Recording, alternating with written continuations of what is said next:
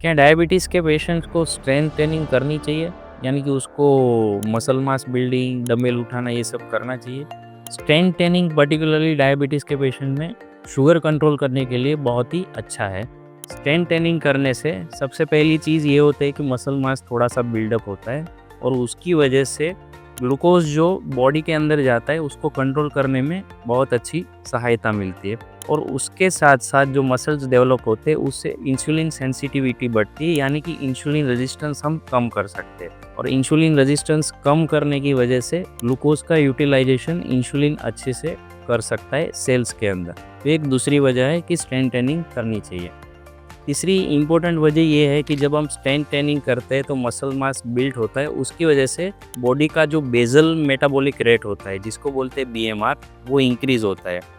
और BMR increase होता है तो इसका मतलब ये होता है कि बॉडी में लंबे समय तक ग्लूकोज़ का यूटिलाइजेशन अच्छे से कर सकते हैं। और उसका एक और इफ़ेक्ट रहता है, बीएमआर बढ़ने की वजह से इंसुलिन सेंसिटिविटी भी बढ़ती है और ये डायबिटीज़ को कंट्रोल करने में बहुत ही अच्छा है।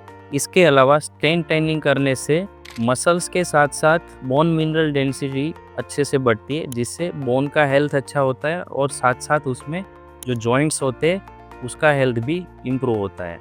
अगर ओवरऑल देखा जाए तो स्ट्रेंथ ट्रेनिंग से कार्डियोवास्कुलर हेल्थ अच्छे से इम्प्रूव होता है।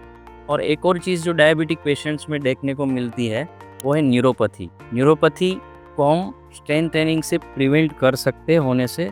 उसका रीज़न ये होता है कि सर्कुलेशन जब इम्प्रूव होता है तो जो इम्प्रूव सर्कुलेशन की वजह से नर्व्स के अंदर भी अच्छे से ब्लड फ्लो इम्प्रूव होता है और इसकी वजह से लंबे समय तक डायबिटिक न्यूरोपैथी को डेवलप होने से हम रोक सकते हैं। इसके लिए और अधिक जानकारी आप चाहते हैं तो हमें विस्टा वास्कुलर पे कांटेक्ट कर सकते हैं। Thank you.